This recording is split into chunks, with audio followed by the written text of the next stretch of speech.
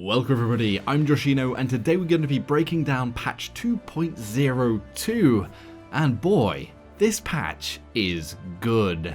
So as always, I'm going to be trying to break down this patch as quickly as possible in a bit more of a digestible format rather than the hour-and-a-half long stream that the devs did, and we'll have some of the dev footage, just some normal gameplay in the background too, and I'm going to break it down. So first, the new features, new map, and new game mode, then the bug fixes, which a lot of people wanted to hear about, the hunt, and a lot of stuff, folks, has been fixed. Hopefully the memes and some of the happiness will return back to the realm. And then finally, the skins and the event bundle, which I'll also talk about, because they kind of have a theme in the realm, and maybe even something that's sort of lore-laden, but slightly overcrossing with the Paladins lore. Anyway, let's jump into the map, the first big part of content. This is a siege map, folks. What era are we living in here? 2 siege maps in such a short period of time. Development is really amping up here. So this map is also quite new in several of its features. It's the first desert map called Shattered Desert. Off the top of my head, I can't point to which map this is because it has actually quite a few features added to it. So the first thing is that it's really open. You can actually see a desert vista on the edge of a map, and it does feel very barren. You're sort of in this desert environment with also these sort of like fox deities, these sort of tears in reality, and also lots of hints towards the shattered moon in the realm, and also sort of like bluey glow, I guess, sort of thematic with the desert. However, one of the features in this map is there's runic fire along the edge of the map, so you can actually see across the entire map, sort of like a big scene outside of the map itself, which I think is rather cool. However, if you pass over the edge of sort of this line of fire, you will die rather quickly. You'll be burnt down to death. I'm not sure if you can actually be quick enough to jump in and out. Maybe tanks can, maybe not. We'll just have to see in live when this goes on the public test server, which will be hopefully tomorrow, but it may also be Saturday, just depending on when they actually push it out fully. As always, I'll be trying to cover that live and getting some VODs out over the weekend. The map also has loads of these sort of big rock formations, and you can actually sit on top of these rock formations. There's a big but though. That is that there's runic fire on top of these rock formations. So even if you can get up there with a teleport, with a movement ability, you can't really stand there for very long. The runic fire on top of these things doesn't seem to be as strong as the one on the edge of maps. However, you're going to die rather quickly. It's almost like a Tyra firebomb, slightly more powerful than a Tyra firebomb, maybe similar damage, just from looking at the dev footage. So it could be sort of risk and reward if you're an Eevee jumping on top of there, then jumping back down again, but makes this map very open on sort of the feeling of the gameplay. So alongside this being a siege map, there is also a new game mode coming. Now, I don't think I actually caught this one, but this is sort of fitting into the lore with the appearance of Imani and Valera, and the Magistrate and the Resistance are sort of coming towards where these sort of reality tears are, trying to control the power within the Shattered Desert. And what's sort of going on here is these tears in reality are appearing, and in the new game mode you're fighting over and trying to control these tears, and these tears change reality. So they actually sort of add mutators to the game. So some of the mutators are low gravity, so you sort of float into the air. There's also like an almost instantaneous ultimate charge. There's quick charge on your abilities, and you'll be controlling these almost like a king of the hill whilst dealing with the mutators that are going on around the map whenever you get to one of these tears. And you'll get points for controlling these points and also from killing enemies. I also really hope that this is sort of signaling towards maybe having mutators in custom games. Could you imagine like a always ult charge game just for fun, or like a low gravity game for a whole match on a siege match? It'd just be fun to play around with these things. Even like low gravity, ultimate on all the time, abilities on all the time would be ridiculous to play around with. But at least we have a little taste of some fun quirkiness in this new game mode, and it looks good. And because the map's quite large, it's quite open, I think it'll feel as if these points are changing quite in a large area, even if it is in the size of just a normal siege map. I like how this map is also laid out as a siege map. There's not so many sort of artificial cover as there is in Warder's Gate, where often there's walls where there's holes in the walls and things.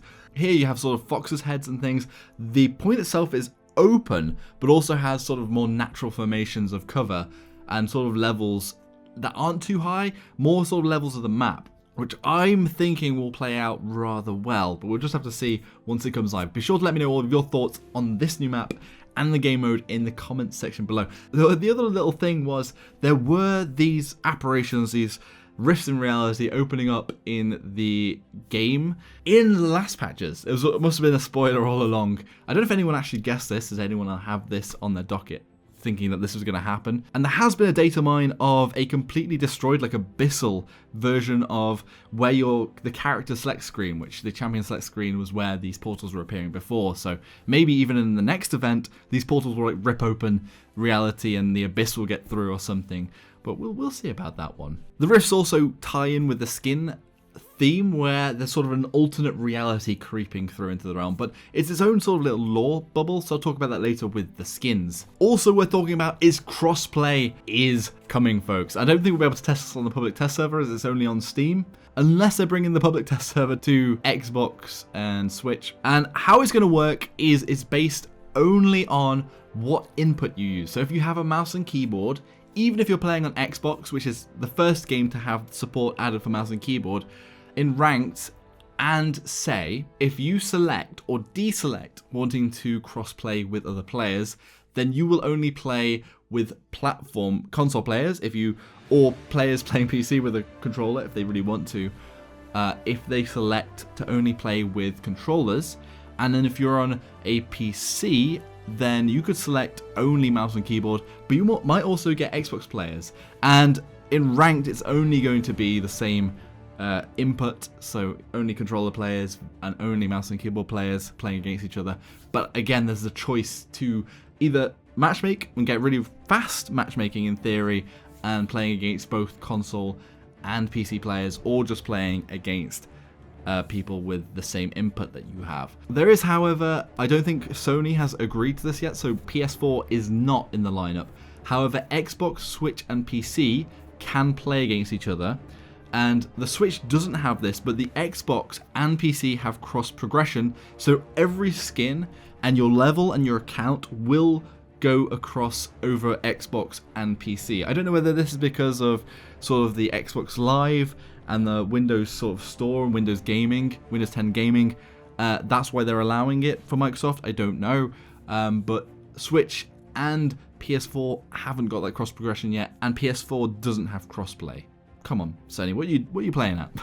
But I think that sounds rather awesome, and you've got the option not to play with console players in casual. All in all, if you want a really quick game and you don't mind so much about balance, then you can just go and play against both controllers and mouse and keyboard. Anyway, moving on to the bug fixes, and again, a lot of people have been unhappy about the state of Paladins at the moment, and the hi-rez devs committed to the hunt, the idea that community members could help test out things, bring up some of the bugs that they found in the game. And this is the first time I think we're seeing a lot of bugs being fixed with the hunt and things that have been called upon for the community for a long time. Now this is actually split into two things. I'm going to talk about a little bit of balance as well, because it's only pretty much for Omani.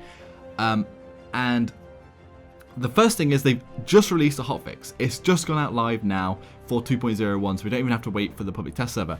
This fixes Zin weapon shots being clipped on map collision. So sometimes shots would basically disappear when you should actually hit people because they were clipping on the map. Fixed. Big one. Khan could ultimate players when they're CC immune, when they're crowd control immune. That's also fixed. There's a crash if you looked at Omani loadout. There was PS4 login issues, which should be fixed.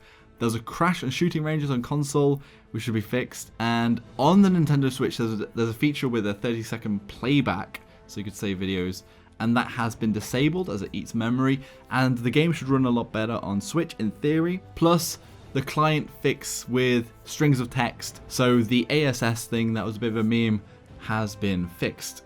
They also have stuff under investigation, and that has actually carried over for 2.02 as well. But that's out. That's out there.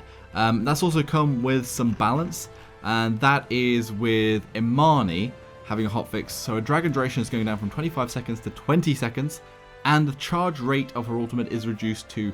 They're actually nerfing the part that everybody's unhappy about with Omani, and that is the dragon. Also worth talking about is in patch 2.02, they're also changing the Pyreball. This is the main fire attack because they thought it wasn't really working out with the 1100 damage chains that they introduced with your Mana Rift, being able to charge them up instantaneously, gave too much damage per second and sort of gave to the burst meta again, so sometimes you could just delete champions. So what they've done is lowered the charge time from 1.6 seconds to 1.2 seconds, but it has less damage. They've said it's very close to Charlene's level of damage per second. They didn't say exactly what the damage was.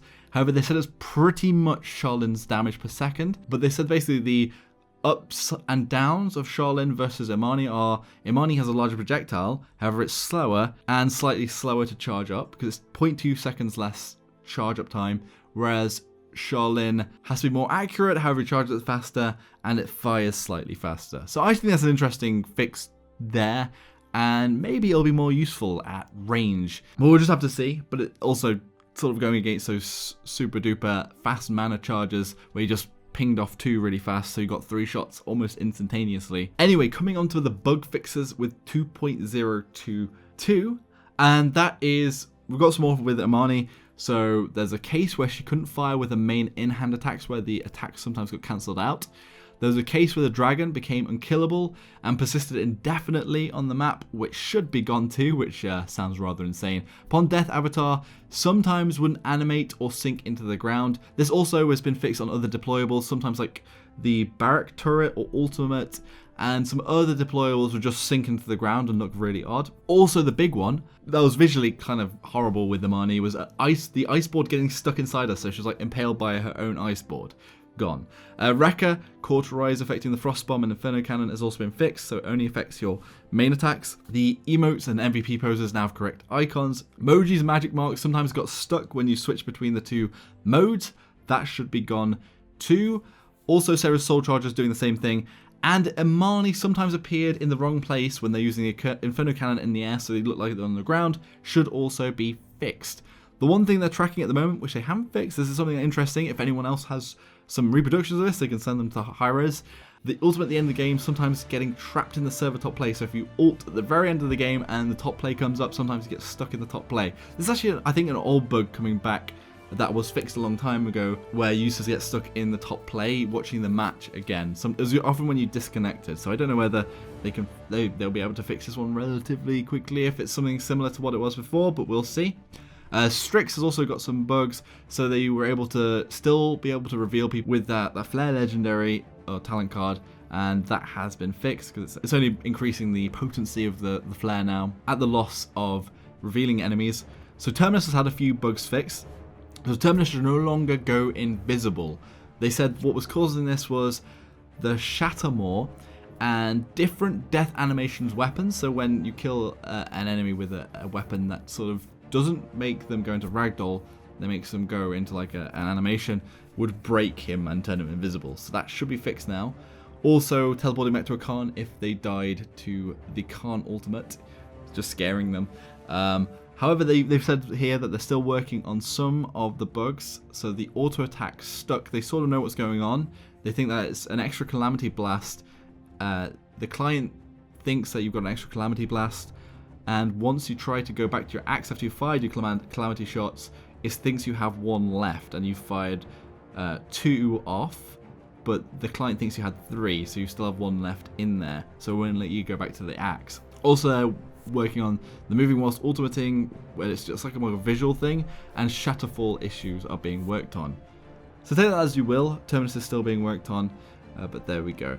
Also, Torvald had a big bug where he was able to like put his bubble on people without actually putting it on to cooldown, so flicking it quickly across the screen, and it wouldn't go on cooldown, and that has been fixed. Some other fixes are champions sometimes persisting on screen or walking forward when killed by golden weapons, which probably is linked to what they fixed with Terminus. Reconnecting after disconnecting gave mixed text garbage. Furious hitting Vengeance Rises, and sometimes several times spamming it. Also a big one I've talked about a few times playing Maeve on stream, with the Merrymaker skin you can hear double, and it sounds like there's a Merrymaker Maeve behind you, so it should no longer double up and be confusing. Sky sometimes jump sounds were global, which is fixed. Jenos heal on Remix Freestyler sometimes was global, which should be fixed. Also Ash's shoulder bash sometimes being heard globally is fixed.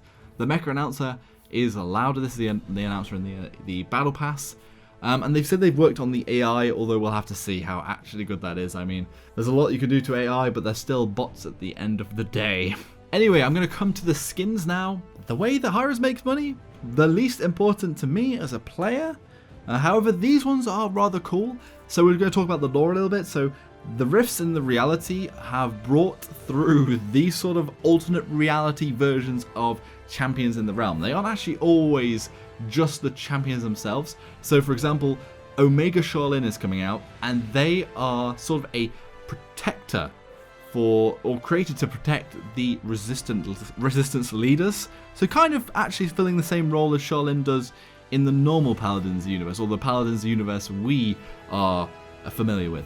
I mean, assuming that they haven't shown us already several versions of the Paladins universe, but there we go. Anyway, it's quite cyberpunk. It looks like a Tenno out of Warframe, I think would be the closest thing to sort of compare this to. Has some cool stuff. The invisibility has a sort of orange shimmer on your ally side. The Impaler arrow has sort of like animated rings that sort of bring up, almost looks like an anime when sort of like a mecha will fire the weapon or something and these rings come out and then a beam comes out of something. Looks cool. I like everything that's going on here. Not everyone's going to be happy these are sort of like mecha skins, but this is more of like a Terminator or sort of like cyberpunky theme. Anyway, Omega Terminus is also coming, and they literally look just like a Terminator. Terminus Ator. I don't know, I was just trying to get a pun there. Anyway, the axe is almost like a molten chain blade. It really looks like a mean machine. It can do some damage. Plus, it almost has a Decepticon voice pack from the cartoon series, at least. Or Beast Wars Transformers, one of my favorite as a kid. I could just see this being one of the Decepticons with the voice pack anyway. Also, the Shadow Falls like a big explosion. There's those anime circles again on the channeling, on your absorption channeling. And the ultimate almost sounds and looks like a Transformer transforming before they explode and sort of like coming back to life again. So yeah, Omega, it really is like a parallel universe full of basically Magistrate Terminators and Resistance Counter Terminators, a bit like Terminator 2 Champions of the Realm, really. Most of the stuff you can get after buying a skin, or they say there are some on the free track. I'm going to guess it's going to be a bit like some of the older skins where there's some that are free, some that you have to pay for, or that you pay for and then unlock the quests. We'll see how that exactly works out when it comes live. However, there are also more skins, but these ones aren't coming straight away. So Dredge Omega skin is actually coming on February the 27th. I'm not sure why this is so staggered, but there we go. They've gone for this sort of mad bomber trope. This character is crazy. The sort of voice pack's like really crazy, laughing, and there's a laughing maniacally emote, which looks rather awesome. And this one's got a lot of detail to it. So there's all these very detailed robotic fingers and squid that are kind of more dainty than the original, but I don't know how to explain it. It looks very clean. It's a very clean skin. And especially with the colour of the blue coat and the white skulls and the face and the wrist guards, it really pops. I think this is actually taking the skins to another level a bit here. Or again, this won't be available until February the 27th, for whatever reason. Also, there's a cool feature that they're showing off. The devs showed off a slow-mo, and you could actually see in the ultimate, there's sort of these like tendrils, robotic tendrils that grab around the circle to kill everybody inside your ultimate. There is also I think this is like a direct purchase with the points, it looked like on the sheet when they're showing all the stuff coming. And this is Omega Mcculloch, and this one looks like it's just come straight out of Doom or something, mixed with like sort of more of a Transformer type thing. I mean, on first glance, you might not actually recognize Mcculloch until you notice the shields on the back form the shell shape, and everything about him looks a bit different. Like his weapon is sharper and meaner, fighting some of this orange energy, and the shell shield also emanates with orange energy in your back, on your person. The shell spin has this sort of full body halo, which is almost like these energy rings on the other skins. And the chain on the hook is probably the best thing. It has this glowing mechanical energy inside of it, and they showed this off slow-mo and it looked rather cool. Like it's got these glowing orange spirals alongside the inside of the metal, which really adds to this sort of Terminator theme, I guess. So next up is another skin, and this one's coming in the Senpai chest, so I'm not exactly sure what the entirety of this chest will be, but the big skin on the docket is Gentleman Jenos, and this is practically Tuxedo Mask from Sailor Moon, just a copyright-free version, plus it also has an actual British accent as the voice actor. Oh yeah, absolutely smashing. Anyway, the Starlight Crystal weapon is epic in itself in the first person view. I mean, just looking at the tuxedo, the mask, I mean, it's sort of this magician type thing, sort of mysterious when you're looking at third person, and there's also this awesome cape, but the weapon itself is this big spinning animation of sort of collective of stars. It is really so magical, but the sounds on it are also so magical. It just does sound like it's been pulled from the Sailor Moon universe. Anyway, that is pretty much it from patch 2.02, which will be coming in, I think, a couple of weeks. And the public test server should be live tomorrow. Usually it's later on, maybe even to EU morning time on Saturday. But I hope to see you all there on a stream and in some VODs and in some more videos coming very soon. Thanks for watching, everybody. If you enjoyed the video, hit that like button, subscribe for more of my content, and hit that bell icon to become part of the notification squad. Laters, Joshino.